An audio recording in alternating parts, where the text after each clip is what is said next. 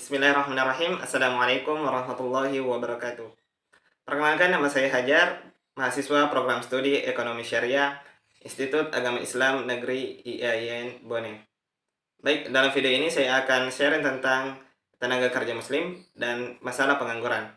Baik, mari kita bahas satu persatu. Baik, langsung saja yang pertama kita akan bahas yaitu terkait dengan tenaga kerja muslim. Nah, yang pertama perlu kita ketahui, apa itu tenaga kerja muslim? Nah, tenaga kerja muslim adalah setiap muslim yang mampu melakukan pekerjaan guna untuk menghasilkan barang atau jasa dengan tingkat maslahat tertentu, baik untuk kebutuhan sendiri maupun masyarakat. Nah, selanjutnya itu terkait dengan pasar tenaga kerja. Jadi, pasar tenaga kerja merupakan suatu pasar yang mempertemukan antara penjual dan pembeli tenaga kerja, di mana penjual tenaga kerja di dalam pasar ini adalah para pencari kerja, sedangkan para pembelinya adalah orang-orang atau lembaga yang membutuhkan atau memerlukan tenaga kerja. Nah, selanjutnya terkait dengan perilaku muslim dalam penawaran tenaga kerja. Nah, penawaran tenaga kerja muslim adalah jumlah tenaga kerja muslim yang tersedia pada setiap kemungkinan upah dalam jangka waktu tertentu dengan asumsi tingkat maslahah konstan. Nah, yang selanjutnya itu perilaku muslim dalam permintaan tenaga kerja. Nah, permintaan tenaga kerja muslim adalah jumlah tenaga kerja yang dipekerjakan pengusaha muslim pada setiap kemungkinan tingkat upah dalam jangka waktu tertentu dengan tingkat maslahah tertentu pula. Baik, selanjutnya kita akan beralih kepada pembahasan kedua terkait dengan pengangguran. Nah, pengangguran merupakan salah satu masalah utama yang selalu dihadapi oleh setiap negara.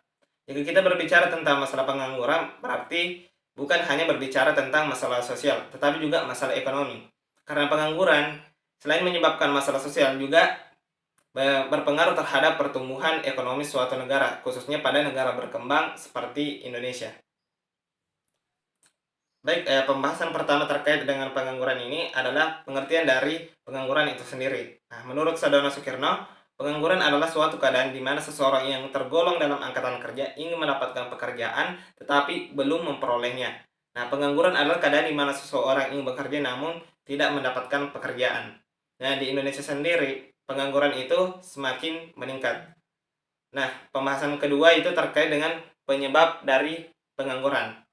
Nah, penyebab pengangguran secara umum disebabkan karena jumlah angkatan kerja tidak sebanding dengan jumlah lapangan pekerjaan yang mampu menyerapnya. Nah, sehingga pengangguran ini seringkali menjadi masalah dalam perekonomian karena dengan adanya pengangguran, produktivitas dan pendapatan masyarakat akan berkurang sehingga dapat menyebabkan atau timbulnya kemiskinan dan masalah-masalah sosial seperti pencurian dan perampokan karena sulitnya mendapatkan pekerjaan tersebut. Baik, selanjutnya itu pembahasan ketiga yaitu dampak pengangguran bagi perekonomian negara. Nah, yang pertama, penurunan pendapatan per kapita. Nah, orang yang tidak bekerja atau menganggur tidak akan menghasilkan barang dan jasa. Itu berarti semakin banyak orang yang menganggur, maka PDB atau produk domestik bruto yang dihasilkan akan menurun. Nah, PDB yang menurun akan menyebabkan turunnya pertumbuhan ekonomi dan sekaligus turunnya pendapatan per kapita. Jika pendapatan per kapita turun, maka tingkat kesejahteraan masyarakat juga ikut turun.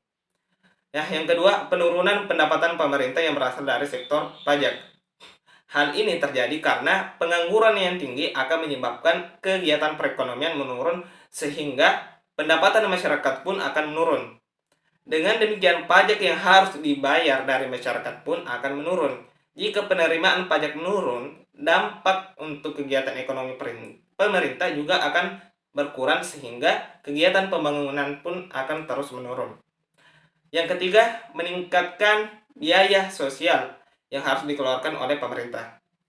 Nah, karena pengangguran mengharuskan pemerintah memikul biaya seperti biaya perawatan pasien yang stres atau depresi karena menganggur, ya, biaya keamanan dan biaya pengobatan akibat meningkatnya tindakan kriminalitas yang dilakukan oleh penganggur, serta pemulihan dan renovasi beberapa tempat akibat demonstrasi dan kerusakan yang dipicu oleh ketidakpuasan dan kecemburuan sosial para penganggur.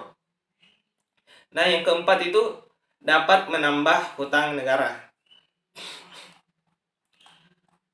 Selanjutnya pembahasan keempat yaitu dampak pengangguran bagi masyarakat.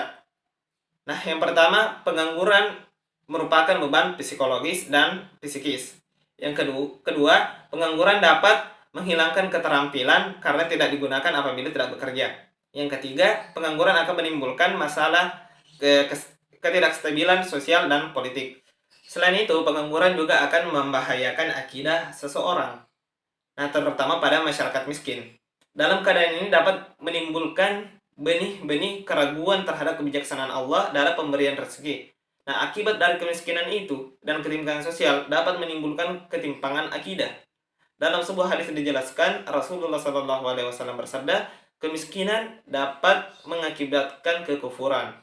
Nah, dalam hadis lain juga disebutkan bahwa Rasulullah SAW bersabda, telah menceritakan kepada Waki, telah menceritakan kepada Utsman Asy-Syahrwan dari Muslim bin Abu Bukhra dari ayahnya, Nabi SAW bersabda, ya Allah, sungguhnya aku berlindung kepadamu dari kekufuran, kekafiran, dan azab kubur. Selanjutnya pembahasan kelima yaitu menghitung pengangguran. Perbandingan antara jumlah angkatan kerja yang menganggur dengan angkatan kerja keseluruhannya disebut tingkat pengangguran. Nah, untuk mengukur tingkat pengangguran pada suatu wilayah bisa didapat dari persentase membagi jumlah pengangguran dengan jumlah angkatan kerja, atau angka pengangguran sama dengan pengangguran dibagi dengan tenaga kerja dikali 100%. Selanjutnya pembahasan ke-6 yaitu hubungan pertumbuhan ekonomi dengan pengangguran. Nah, hubungan antara pertumbuhan ekonomi dan pengangguran itu sangat erat. Pertumbuhan ekonomi adalah angka kemakmuran suatu negara. Semakin rendah angka pengangguran di suatu negara, maka pertumbuhan ekonomi tinggi di samping dengan faktor lain tidak konstan, misalnya wira swasta. Nah, suatu negara dikatakan pertumbuhan ekonominya baik bila angka kemandiriannya tinggi, seperti negara Singapura. Baik, pembahasan selanjutnya atau pembahasan yang terakhir di sini adalah solusi yang digunakan untuk mengatasi pengangguran di Indonesia. Nah, yang pertama adalah memperluas kesempatan kerja. Nah, kesempatan kerja dapat diperluas dengan dua cara. Yang pertama adalah pengembangan industri, terutama jenis industri yang bersifat padat karya atau yang dapat menyerap relatif banyak tenaga kerja. Selanjutnya, melalui berbagai proyek pekerjaan umum seperti pembuatan jalan, saluran air, dan jembatan. Nah, yang kedua adalah menurunkan jumlah angkatan kerja. Yang ketiga, meningkatkan kualitas kerja dari tenaga kerja yang ada sehingga mampu menyesuaikan diri dengan tuntutan keadaan. Baik, itu saja yang bisa saya sampaikan atau yang bisa saya share dalam video ini. Lebih dan kurangnya mohon dimaafkan.